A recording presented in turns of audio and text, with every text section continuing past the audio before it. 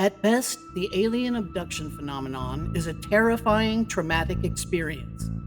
At its worst, well, we think they sometimes take people and don't put them back. I lost my mother and brother to this trauma. He murdered her, then killed himself. These women are being used as human incubators, with all their children stolen away into the night. A 6-foot-tall entity of blue-white light paralyzed me, then bent down and said into my ear, "Hi, Steve." It knew my name. We hear gruesome stories of experiments and dissections. Imagine dying on a metal table while paralyzed, surrounded by alien faces. It's a real horror story. Good evening, everyone, and welcome back to our show, Abductions 101, UFOs and the Paranormal Connection. I'm Leslie Shaw. I'm co-host Stephen Shaw. And tonight you were going to tell us about an experience that you had a long time ago, right? Yes, this would have been Thanksgiving of 1982 at the house we were building in Sonora, California, in the foothills of the Sierras. It was after Thanksgiving, and I remember very clearly I had this little room, we called it the dungeon, that I used to sleep in. And I decided I was quite a lot more into astral projecting at that point in my life. I was 22, and I just decided to do an experiment. I wasn't a drinker, but I decided, you know what, maybe it would help me if I had like maybe a little bit of vodka. So I had some vodka, went down to my room, lay down, and all the lights were on in the room, and I just got really relaxed like I would do for astral projection. And then I just kind of went out. And then next thing I know, I'm on this spaceship, literally on a spaceship in a suit. And there are people around, we're talking, we're like in a battle situation. And I'm at this flying console and we're seeing this battle happening. And we're literally in space. I can see the Earth. And it was just one of these things that I wasn't into watching a bunch of Star Wars movies at the time. I mean, I enjoyed them, but it wasn't like I was reading Star Wars books. And it was very, very clear. It wasn't muddy. It wasn't, shimmery. It was like I was exactly there. So that went on for a while. And then I moved around, talked to some people. It was kind of intense. And then I ended up feeling like almost like I dropped back into my body and I'm back in my room. We call it the dungeon, and the lights are on. And I guess maybe like an hour or maybe 2 hours had passed or something like that. But it was so vivid. And it was just so clear that I just said, well, at that point, I wasn't even thinking about writing a book. I mean, I just had to share that because it's one of those experiences that it's hard to forget, but sometimes you just put these things aside. It's like, oh, that was just a dream. But when I've come to realize that it was just too clear. Yeah, there's definitely a difference between astral projection and dream. Right. The dream is definitely foggier. Astral projection, there's much more clarity. It was very vivid, colorful too. It was very clear. It was very crystal clear, kind of like what you'd expect. It wasn't black and white, and it was very tactile. It was sound and tactile, and it was, had all the elements of something, real happening. Well, thanks for sharing that. The rest of our show tonight is we're doing a special on all the missing people associated with the UFO Insider group. And we're calling the show 8 Dead, 4 Missing. And Stephen wrote an introduction for the show, and he's going to read that to you now. Okay, so we're getting started, right? Yep. The whole thing. Okay. All right. So anyway, as we start this discussion, we would like to emphasize the level of both strangeness and therefore concern both Leslie and I are experiencing about the 14 plus deaths or plane disappearances of scientists and support personnel of our military, industrial, space, and nuclear facilities. Now, 2 current Republican representatives, Tim Burchett and Eric Burlison, are both sounding the alarm with such statements as, from Eric Burlison, a Missouri Republican, wrote on X just recently, quote, "The disappearance of multiple scientists and military personnel with ties to advanced research is deeply concerning. I've already requested FBI involvement, and we will keep pressing for answers. Okay, now from Representative Tim Burchett, quote, something dark is going on. I know these scientists. I know these scientists. Okay. And then he goes on to say that they have testified. We have got to get to the bottom of it. He said in a recent interview, it's just too much. Too much is going on right now. And by the way, he also said, I am not suicidal, because apparently some of these dead scientists apparently committed suicide. They're blaming it on suicide. Right. Okay. All right. So that's a teaser for the show, and we'll be back in just a few moments. Thank you. Good evening. Are you wondering if the UFO phenomenon is real? Are you wondering who is flying the UFOs in our skies? Are you wondering if aliens are really abducting people? Then you need to read this book. The book is titled Who They Are and What They're Up To. Find out the true identity of the aliens. Learn a very brief history of the UFO cover-up. Find out where the aliens are hiding. Find out why our government is in league with them. Learn about their bizarre hybrid breeding program. Find out why their technology is 13,000 years ahead of ours. The reference section of this book alone is worth the price. Again, that was Who They Are and What They're Up To by Leslie and Stephen Shaw. Now available on Amazon and coming soon in the Spanish and Czech languages. And soon to be in English and Spanish audiobook. With a new foreword by fellow author and abductee Karen Wilkinson. Again, that was Who They Are and What They're Up To by Leslie and Stephen Shaw, now available on Amazon. And welcome back, everyone, to Abductions 101, UFOs and the Paranormal Connection. This is our special show on missing people or dead people that are connected to UFO insiders. And it's quite alarming to us people who are studying the UFO phenomenon. We're wondering who's next, you know. But anyway, Stephen, continue with your introduction that you wrote. Oh, yes. Where I left off with what Tim Burchett of Tennessee was saying, representative. He's a Republican. So anyways, he also added, too, that there have been several others throughout the country that have disappeared under suspicious circumstances. I think we ought to be paying attention to it. He also said at some point, too, that he wasn't able to be able to discuss who they were, but that actually makes it more like it could be 10 dead and 4 missing. We don't know, but we know for sure it's 8 and 4. Okay.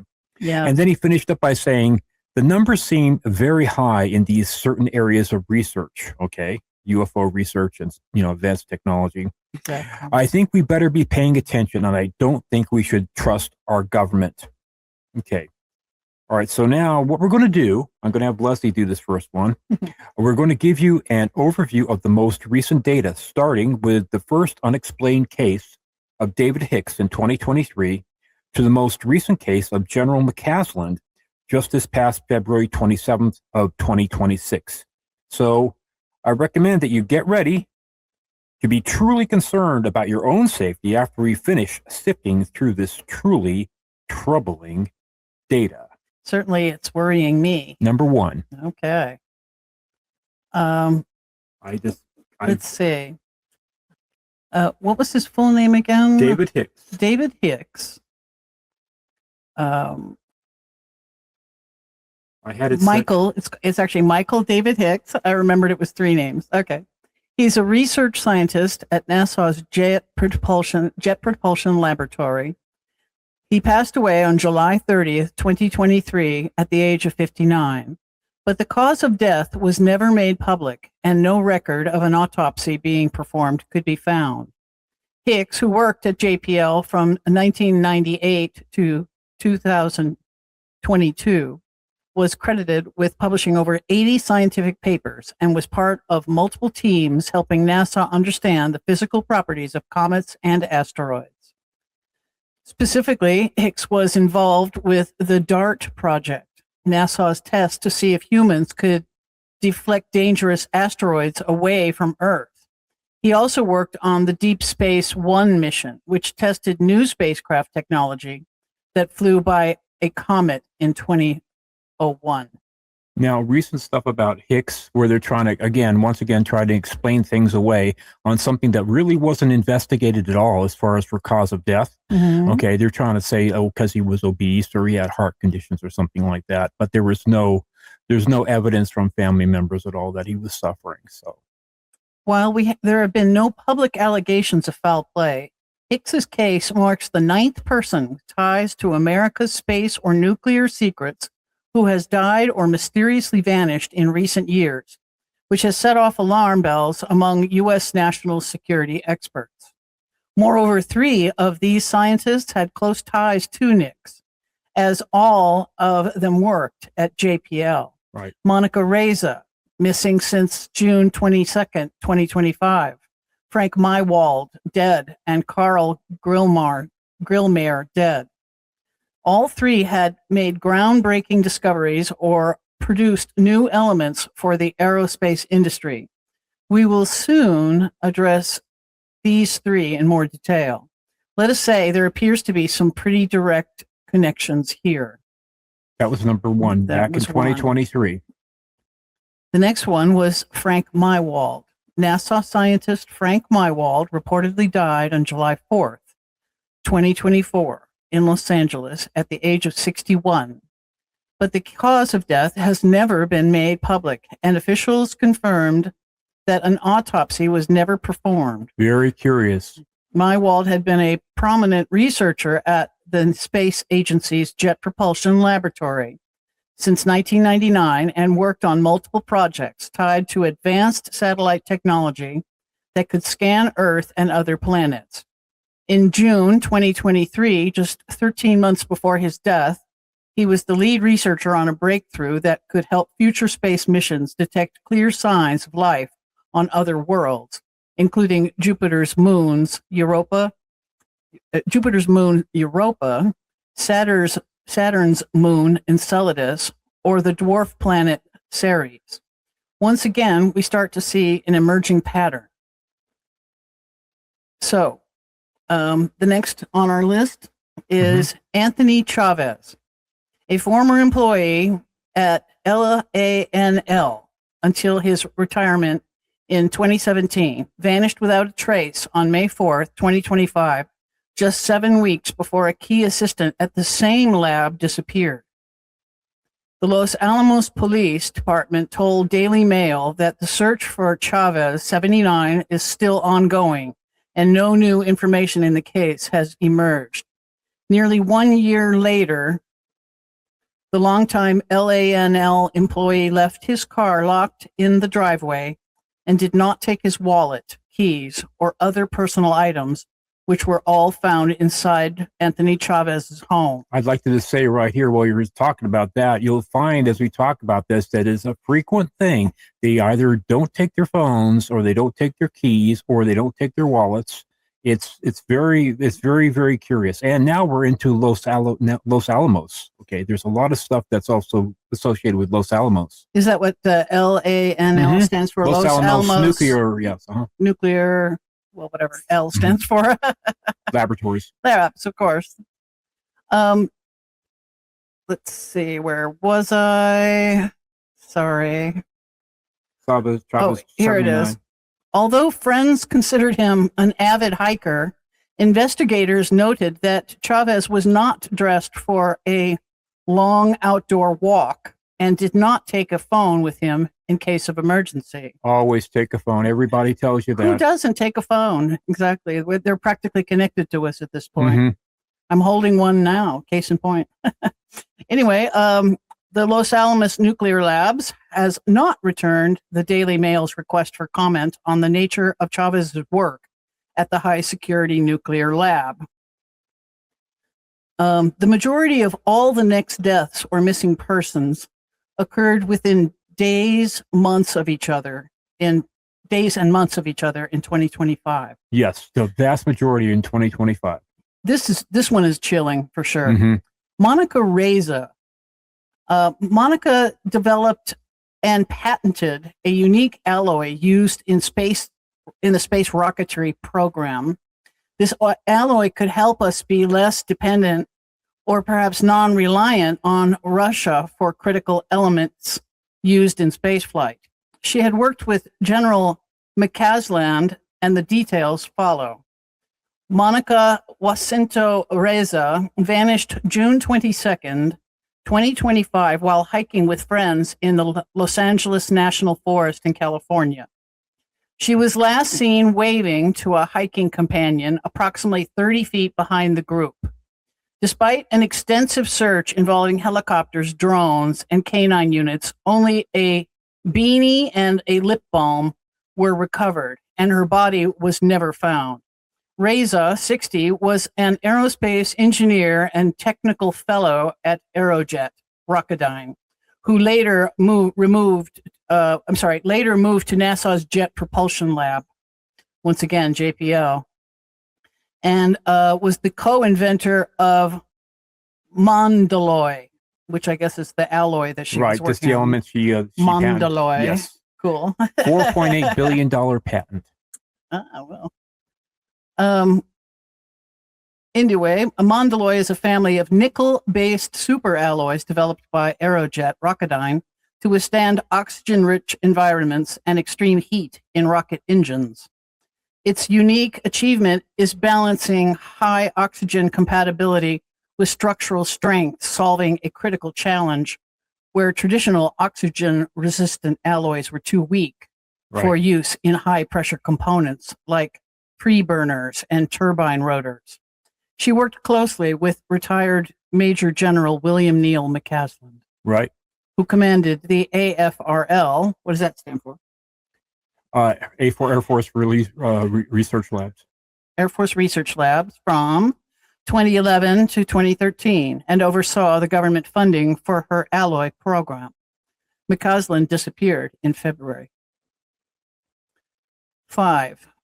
Melissa Casillas. Well, actually, did you want to talk about Reza a little bit more? This is truly strange. It's Reza, for further details on that, she was with a couple friends, and they were hiking, in the Los Angeles mountains, and she was only 30 feet behind, especially one of them, and the guy had turned around to take a picture of her and just asked how she was doing, and she was in shape, and she was just lagging behind a little bit of 30 feet, and then she just disappeared off the face of the earth. Okay, they've had the dogs in there, helicopters, drones, and it's, there's not many places that you can go. Just disappeared. And the next one we're going to talk about, Casillas, she disappeared just 4 or 5 days later under very similar circumstances. All right, we'll read that one. Melissa Casillas has been missing since June 26, 2025 in Taos County, New Mexico. She was last seen walking alone on Highway 518 near Talpa around 2:15 p.m., wearing a light-colored shirt, jeans, and tennis shoes, with a backpack containing personal items. Casillas, 53, was an administrative assistant at the Los Alamos National Laboratory, again, LANL, a facility known for nuclear weapons research and national security science. Her job at LANL links her to McCasland, who worked closely with LANL on national security projects at Kirkland Air Force Base, according to the Daily Mail. She vanished just 4 days after Reza mysteriously disappeared. We find it very strange how closely together these people worked and the ways in which they are disappearing or being murdered. Reza disappears while hiking on the 22nd of June, and Casillas disappears while hiking along a busy road with a backpack on June 26. There's one thing I wanted to add about the Reza situation. There were certain papers or certain elements that were reporting, whether you could say, it's just a mistake or something, but they were reporting as far as into the evidence that the actual date of death for Reza was June the 22nd of 2025. She's reporting not being missing. This is during the time the investigation, they're still trying to find her. They're already reporting her dead. Okay, now that's either a slip up where somebody actually let something, slip that shouldn't be slipped, or just a mistake. But it was just like they're already planning to have a funeral, for somebody that don't have a body and they're still trying to find. And they had memorialized her, you said. They already memorializing her dying on the 22nd of June, 2025. This is within a week or 10 days. With no body found. With no body. Go figure that. And, the case, according to the cops, it's still just a missing person. Still a missing person. That's right. Until they find a body, then... It's unsolved. Yeah. Or, I guess they don't need a body if they find, 8 pints of blood in a puddle. Then they figure, okay, we don't need a body. We've got to... they're mitigating circumstances. But this was different. Find a bunch of teeth or something from the person. Okay, and I, of course, lost my place. You're at Casillas. Monica, yeah, there you go. That's Monica, and... you're going too far. And here's Casillas, okay. Here we go. The next one is Jason Thomas, a chemical biologist who was reported missing on December 13th, 2025. By the way, these are in chronological order. Yes. Of them going missing. I went about doing it chronologically. Mm-hmm. Yeah. After leaving his home on the night of December 12th without his phone, wallet, or identification, he was found dead in Lake Quannapowitt, near Wakefield, Massachusetts, on March 17th, 2026. Yes. Thomas, 45, was the assistant director of Novartis Institute for Biomedical Research with over 4,500 citations in chemical biology and chemoprotomet. How do you pronounce that word, darling? Protogenetics. Teonics. Prototeonics. Sorry, new to me. Chemoprototeonics. His work reportedly included active contacts with the Department of Defense, commenting on the string of deaths and disappearances. Rep. Tim Burchett said, he told podcaster Benny Johnson last week that something dark is going on. I know these scientists and researchers. They have testified. We have got to get to the bottom of it, he said. This is just too much. Too much is going on right now. And by the way, I am not suicidal. Yeah, it's good to it's good to reemphasize that a second time. Yes. Meanwhile, Jason Thomas, a pharmaceutical researcher testing cancer treatments at Novartis, was found dead in a Wakefield lake on March 17th. Now they're trying to associate the death of Jason Thomas. I've been reading also further that they're saying that he was having difficulty with the recent deaths of his mother and father, and they're trying to attribute it to that he just basically walked out and just committed suicide.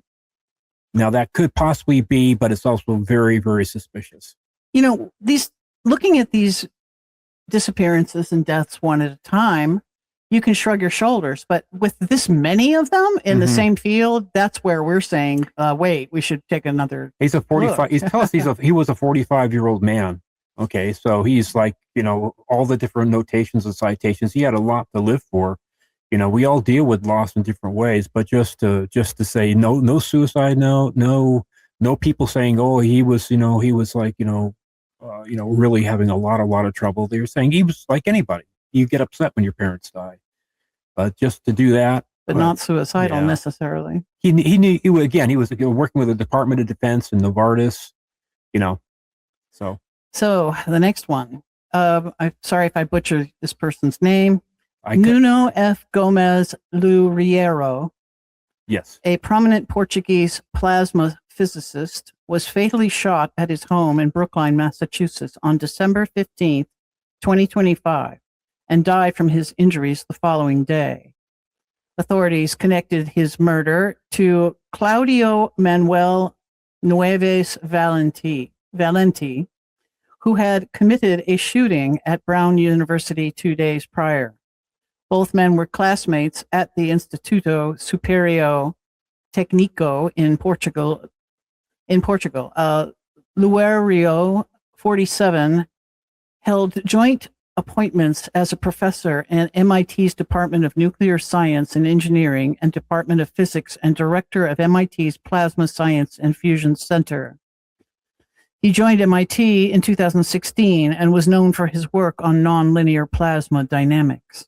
including the development of the Viriato simulation code and his research on solar flares and fusion confinement. Yes, not really high-end stuff again. Another super brain lost to us. And you know what? They're the most recent stuff I saw, as far as like the guy who supposedly that killed him. They're rethinking as far as whether he actually did it or what his motivation was. It's just not adding up. Well, it's the blame it on the lone crazed gunman thing, again. All right. Number 8 is Carl Grillmayer, an astrophysicist and astronomer at the Caltech Infrared Processing and Analysis Center, it's called IPAC for short, was shot dead on the front porch of his home in Iliano, California on February 16th, 2026. Grillmayer was celebrated for his groundbreaking research in astronomy, including the discovery of dozens of stellar streams, remnants of ancient galactic collisions, and the first detection of water signatures in the atmospheres of exoplanets. Right. For over 30 years at IPAC, he worked on numerous projects, including NEOWISE Science Data Center, where he validated data pipelines for detecting asteroids and comets that could impact Earth. Grillmayer's role involved testing new instrumentation and ensuring the NEO surveyor's instruments performed to specifications to identify dark, cold objects against the black of space. Mm-hmm. Again, groundbreaking stuff. Yep. And number 9. Here we get up to date with McCasland. This is not for everyone connected to Los Alamos, Kirkland, Wright-Patterson, or JPL. The bizarre double murder-suicide we will leave to the end. Here's the general details first. William Neil McCasland, former AFRL commander, former research commander at Kirkland Air Force Base in New Mexico, vanished from his home in Albuquerque, New Mexico on February 27, 2026. A silver alert was issued after the 68-year-old disappeared. He reportedly left his phone and glasses, but took his wallet, boots, and a .38 revolver. That's kind of a weird thing to take hiking with you. But not your phone? With the FBI now assisting in his search, McCasland held some of the most sensitive positions in the U.S. military, including Director of Special Programs at the Office of the Undersecretary of Defense, giving him critical knowledge of the nation's most classified programs. He reportedly oversaw $4.4 billion in classified aerospace research and development, running the lab at Wright-Patterson and serving as the executive secretary of the Special Access Program Oversight Committee, the body with full purview of every SAP in the Department of Defense. His name appears in WikiLeaks emails coordinating a UAP disclosure meeting with the Clinton campaign and the head of Lockheed Martin's Skunk Works, according to the Sentinel Network. McCasland's association with UFO research and brief professional association with Tom DeLonge and the To the Stars Academy have drawn significant public and media attention to the case. According to the Sentinel, these mysterious deaths and disappearances do not amount to a loose collection of people who happen to work in defense. This is one documented system traceable through patent filings, congressional testimony, DTIC records, and federal contract databases. The general and the director, Monica Reza, JPL Director of Material Processing Group, disappeared just 4 days before Casillas while hiking with friends in California Angeles National Forest. Along with working in the same high-profile NASA lab as Mywald, Reza has also been directly tied to the disappearance of retired Air Force General William Neil McCasland, who oversaw her work creating a revolutionary new metal for missiles and rocket engines. Now, the couple things I'd like to interject here. The Ross Coulthart show, which I watched in detail, he's a very good interviewer. I believe he's an Australian guy. But anyways, he was interviewing one of the lead sheriff investigators on the McCasland case. And they're talking about the different means they were for finding, McCasland. And they were using drones, but he said the drones were fairly ineffective because it was a heat spell they're going through in Albuquerque at the time. So the heat signature didn't really mean anything. So they have used dogs and searchers, search and rescue. And, his wife did joke in the media, well, maybe the aliens took him, even though there was no craft sighted. So she was joking around, well, maybe the aliens took him, which may be a little closer to the truth than, we may want to really consider. But these could be, but like I say, these connections are things that you just can't just, McCasland was still considered by everybody who knew him. He was saying, well, he felt a little bit foggy recently, but he was still considered to be the sharpest guy in the room. Even at 68, he was sharp as a tack at 68, and he loved to hike. He was an avid hiker, so he knew how to protect himself. Okay. And he knew better than to go into the wilderness without a phone, presumably, or some sort of communication device. So I guess now we're getting to the real juicy stuff here. Are we? The last three. Oh, it went all the way to the top again. I don't know why it does that. Sorry. Yeah, we're getting there. These are the three that we're working on Wright-Patterson. Found it. Okay. This was a triple death. Double murder, suicide. Double murder and suicide. Supposedly, according to the police. Anyway. Yes. Jamie Pritchard, and First Lieutenant Jamie Gustatus all died on October 25th, 2025. Jacob Pritchard, 34, was the acquisition project manager in the AFRL, Sensors Directorate, and Wright-Patterson Air Force Base in Dayton, Ohio. Specializing in technologies for air and space reconnaissance and surveillance. Jacob's wife, Jamie Pritchard, 33, was a finance specialist at the Air Force Life Cycle Management Center at Wright-Patterson. The couple had 3 children. Gustatus, 25, was a U.S. Air Force Operations Analysis Officer who worked in a top-secret capacity at the 711th Human Performance Wing at Wright-Patterson. Jacob allegedly killed his wife, Jamie, and placed her body in the trunk of their car, then drove to Sugar Creek Township, broke into Gustatus's apartment, and fatally shot her around 2 a.m. He then drove to the West Milton Municipal Building, opened the trunk for police to discover Jamie's body, and around at 4:23 a.m. committed suicide by gunshot in the parking lot. The act was reportedly captured on security cameras. Now, this seems a very tidy way of saying, nothing to see here now, nothing to look into. This is all wrapped up very tidy. And by the way, we'll get to this in the wrap up. But what's very suspicious is that I've read it both ways, that he killed Gustafson first about 2 a.m. Then he went home and he strangled his wife. A husband strangles his wife. Okay, let's say even if they were having an affair, why would you kill your girlfriend and then strangle your wife and then go and then kill yourself? No suicide note, no nothing. Very, very odd. It just stinks. It's very leaving very 3 kids behind and saying that. Yeah. Anyway, go ahead. Well, that's basically the end of our treatise there. Actually, I had a wrap up there at the end. Okay. Why even bother with checking cameras or forensic autopsies or blood work when you have the murderer on camera in front of the police station? Why would a young father of 3 murder his potential girlfriend, then strangle his wife, then kill himself?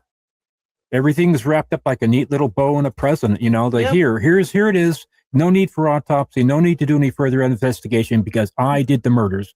They didn't even check the cameras to see whether he was even there at 2 a.m. in the morning to shoot Gustafson. They don't need to investigate it. It's all wrapped up like a bow. Yeah, exactly. So just stamp it as solved and throw it into the solved file and call it done. According to Burchett, there are several others that fit the same pattern within the same time period, but we do not have the names on them. He hasn't released their names yet. So we called our show 8 and 4 because that's what we know of.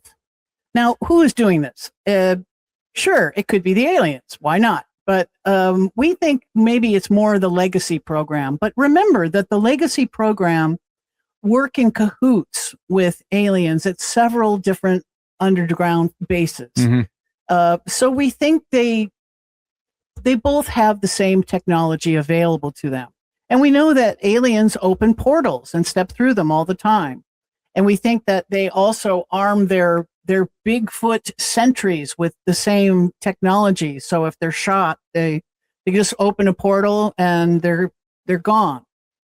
And I know it sounds nuts, but we've heard this kind of testimony from people where they've seen Bigfoot stepping in and out of a portal. From military people too, people that that have advanced observational skills. So if they can do this, why not the legacy program able to do it too?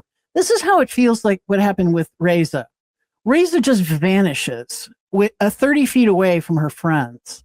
It's almost like a portal opened up. She was grabbed and hauled back through during the day too. This wasn't at night, like going out to take a bathroom break at 12 midnight or something like that. This was on a trail, not the first time, and it won't be the last. And the way it's systematically happening every few months, it's like they do one series of whatever they're doing, and then they have to prepare for the next series. The next disappearance. Or sometimes it's within a couple days, like with Reza and Casillas, only 4 days apart. See, that would be all the same planning for that particular week. Grillmare and McCasland, those are both in February of this year. Right. Okay, so those were within 2 weeks of each other. So it seems like they can operate 2 operations at the same time and then have to prepare for the next 2 and the next 2. What's chilling is only 4 of them are missing, but the other 8 are dead. Let's say if even if 2 of them were by natural causes, that means 6 still have been erased. Either they decided not to cooperate or they got what they needed and just. I think it's because they're making noises of cooperating with the disclosure efforts of Congress. Of course, Trump does his thing on February the 20th, and then. And McCasland disappears 4 days later? Within a week, he's gone. I think what's happening is that the legacy program, with all these efforts pushing towards disclosure from both Congress and the president, they're getting it from 2 directions now. I think they're getting more paranoid and they're starting to close ranks and silence the people that they think need silencing. And this is very sinister, but if this is what's going on, then we can expect more of these. And it's now we're looking at mass murder here. It can't be something that they can just sweep under the carpet anymore. They're doing it more. They're doing it more and more with impunity, and they're doing it in very convenient ways. I mean, what's really chilling is those people that the 3 that working at Wright-Patterson. That's obviously if they knew something, it would be so easy just to make it look like a murder, double murder, suicide. But just to present it so conveniently that way, just like, here I am, here's the dead person, here's my gun. And they didn't even try to stop him from shooting himself. Maybe they didn't have time, but it's like he waved to the camera. He turned to the camera before he shot himself, like, it's me. And a 34-year-old and a 33, they have 3 young kids. They're right at the beginning of their career. They're going to do that. If he was coerced into doing this horrible thing, I think it might have had something to do with the kids. It's to do with, it's either you or your kids. The legacy program, maybe they came along and they murdered the wife and the girlfriend. And then this poor guy, he's like, okay, well, we have the same gun is up against the head of your 3 children right now, so unless you do what we tell you to do. Yeah. You got to go off of what you're presented. I mean, always look at what they do, not what they say. Yeah. And what we're being presented with is that it should be chilling. It should be investigated at least. Yeah, right? I mean, we got a couple guys who are trying to investigate it. It's getting news. It's been on like Fox News and MSNBC, and yeah, it's getting headlines. But it's like it's taking some of our best and our brightest, and just getting rid of the rest. I mean, when is this going to stop? That's my question. Yeah, they're doing it in broad daylight and getting away with it. They can do whatever they want. They're very powerful and very wealthy, and they so entrenched in our government that prying them out is going to be difficult.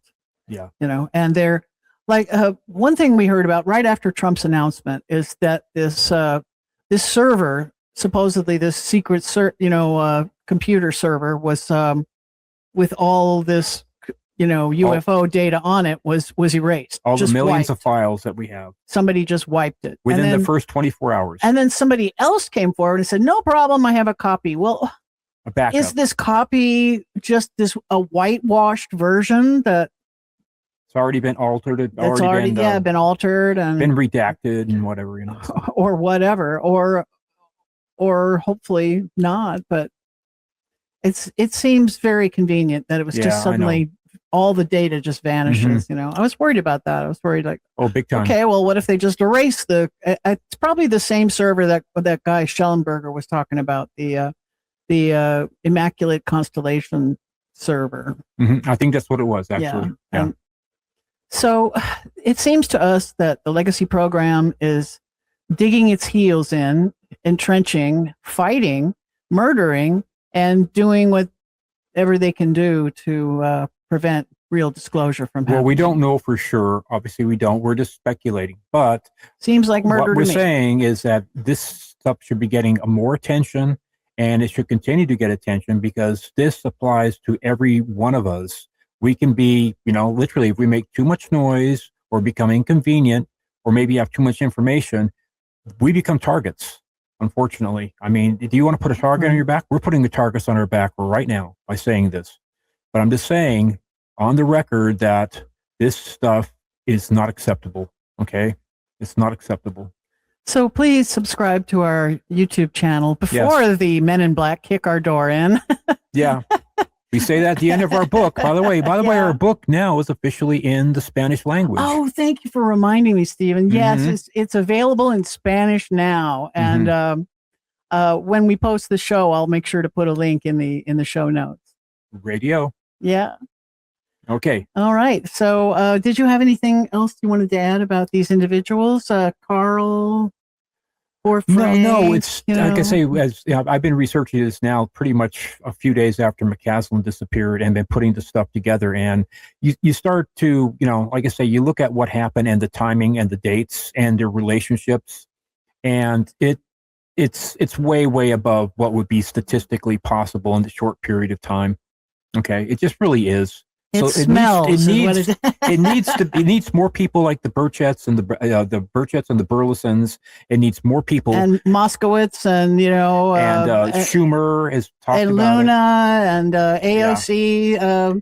All of them, they're doing important work fighting for disclosure. And I know, like even the guy who'd been investigating the McCasland disappearance because he was working in such sensitive areas.